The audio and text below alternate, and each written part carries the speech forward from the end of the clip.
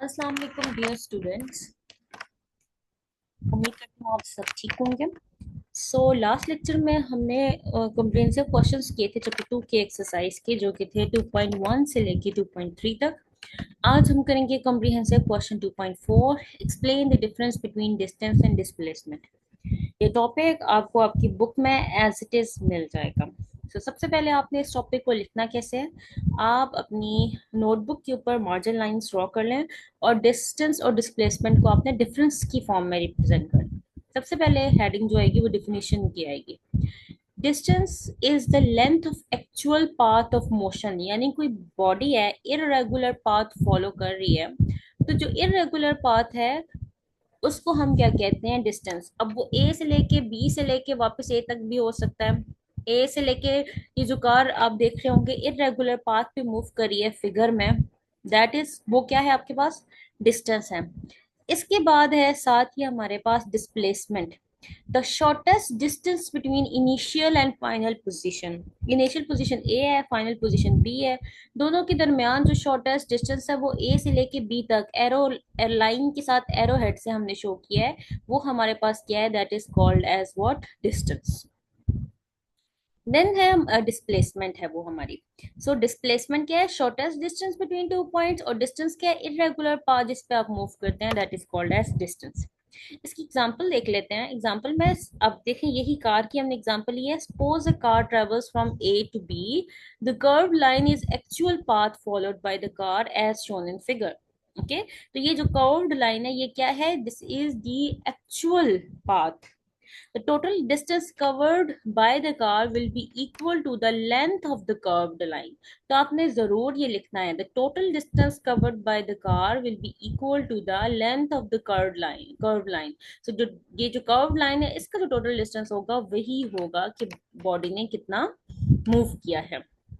Displacement क्या होगा, the displacement is a straight line A B. ये जो ए बी स्ट्रेट लाइन है directed from A to B as indicated by arrow head. तो displacement क्या होगी, एक स्ट्रेट लाइन है ए से लेके बी तक जिसको हम एरो हेड से क्या करते हैं, इंडिकेट करते हैं। इसके बाद है क्वांटिटी, डिस्टेंस क्या क्वांटिटी है, डिस्टेंस की चूंकि कोई डायरेक्शन नहीं होती, इरेगुलर पाथ फॉलो कर रही है, तो हम क्या कह सकते हैं, distance is a scalar quantity. उसके बाद अगर हम डिस्प्लेसमेंट की बात करें तो आप देखिए हमने एक लाइन ड्रॉ की है विद एन एरो हेड, तो डिस्प्लेसमेंट हमेशा किसी डायरेक्शन में होती है।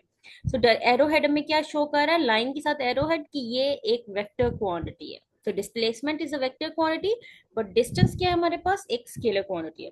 तो ये आपकी हो जाएंगी 5 हेडिंग्स। इसके साथ आपने इसका यूनिट बता देना है, SI unit.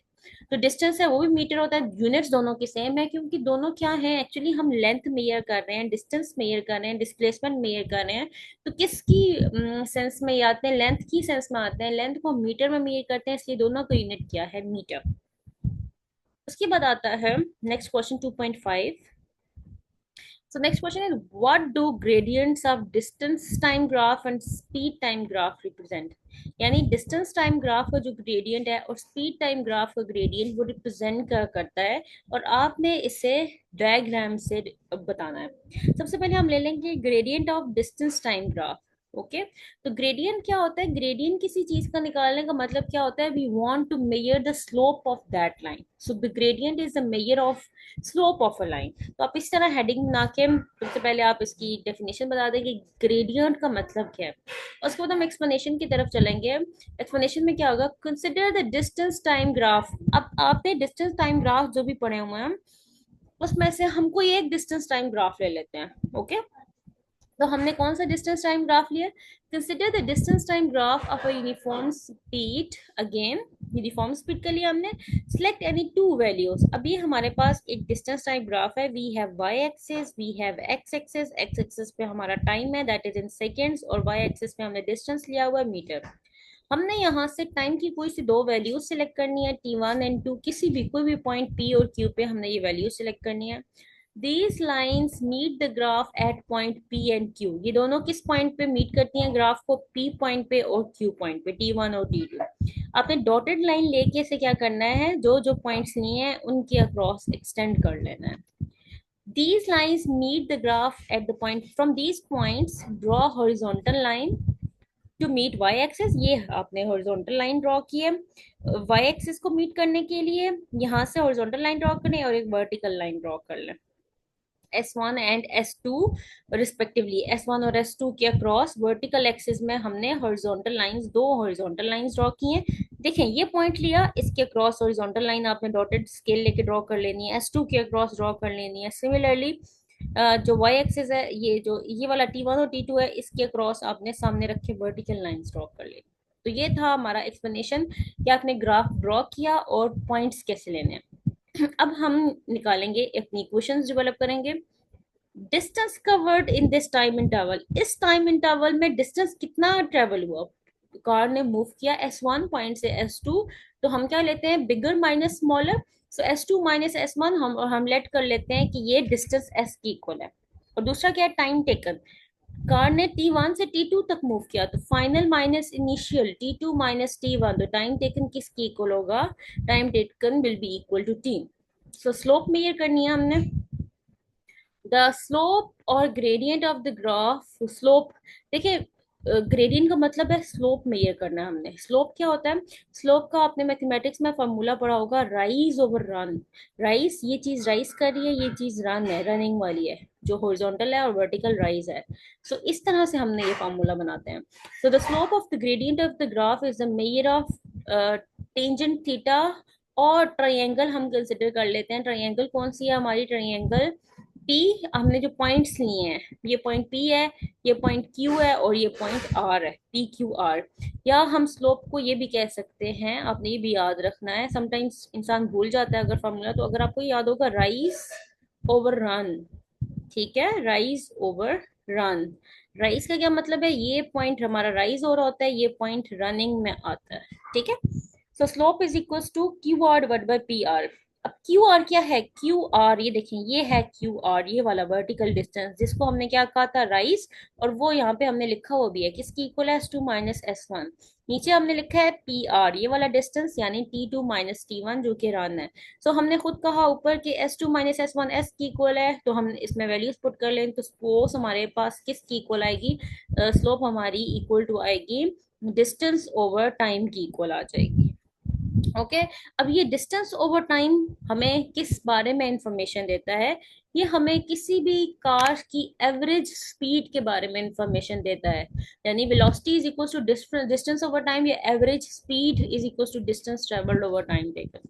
So the average speed during the time interval t is s divided by t, which is equal to tan theta भी कह सकते हैं, एवरेज भी कह सकते हैं, जिसको हम क्या कहते हैं, slope of the graph of the line. अब टेन थीटा जो यहाँ पे हमने यूज किया है एंगल के लिए, यहाँ पे कोई ना कोई एंगल ये बना रहा है जिसको हम थीटा कहते हैं। टेन थीटा क्यों लिया, क्योंकि हम क्या ले रहे हैं, परपेंडिकुलर ओवर बेस ले रहे हैं, तो टेन थीटा किसकी इक्वल होता है, परपेंडिकुलर ओवर बेस की इक्वल होता है। दैट इज वाई हमने क्या कहा है, ये S over T ten theta की इक्वल है। Gradient of the distance time graph is equal to average speed of the body. जो ग्रेडियंट रिजल्ट में क्या है, हमने उससे क्वेश्चन पूछा था, gradient of distance time graph किसकी इक्वल होता है, क्या रिप्रेजेंट करते हैं।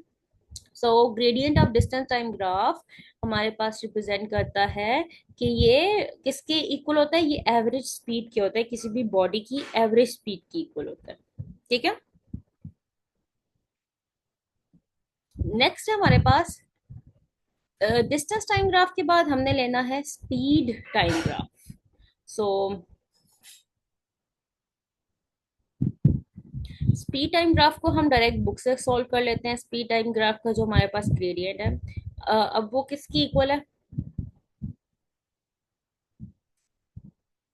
ओके। नेक्स्ट क्वेश्चन है 2.6, prove that area under the speed time graph is equal to distance covered by an object.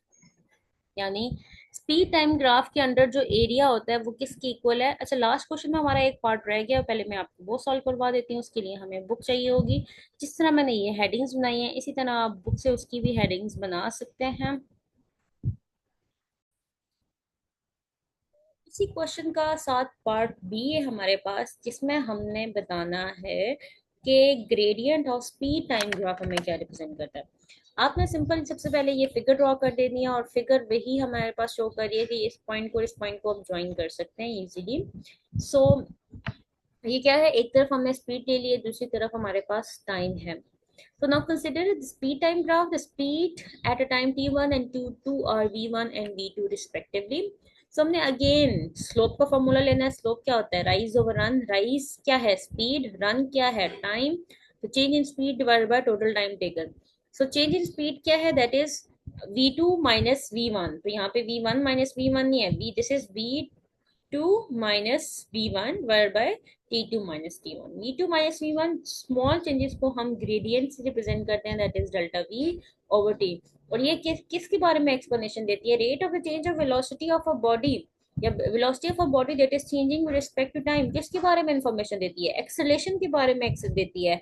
और इस ड्यूरेशन में ये कौन सी एक्सेलेरेशन की बात करेगी? एवरेज एक्सेलेरेशन की बात करेगी. तो सिंपल वर्ड्स में आप ये कहेंगे कि gradient of speed time graph is equal to average acceleration of the body. किसी भी बॉडी की एवरेज एक्सेलेरेशन के बारे में ये हमें इंफॉर्मेशन देती है. और अगर आप इसे यहाँ तक सॉल्व कर लेंगे तो इट विल बी एनफ. लेकिन अगर आप इसके साथ, क्योंकि ये पार्ट ए और बी में कहा गया है स्पीड टाइम ग्राफ और डिस्टेंस टाइम ग्राफ, तो this will be enough. Okay dear students, I hope ये क्वेश्चंस आपको क्लियर होंगे. नेक्स्ट वीडियो में आपको नेक्स्ट कॉम्प्रिहेंसिव क्वेश्चंस मिलेंगे. इन क्वेश्चंस को आपने अच्छी सी हेडिंग्स ला के अपने हाथ से एक दफ़ा प्रैक्टिस लाजमी किया करें, क्योंकि जो आप अपने हाथ से प्रैक्टिस करते हैं और उसको फिर बाद में याद करते हैं, वो आपके लिए दोबारा अंडरस्टैंड करना और दोबारा याद करना ईजी होता है.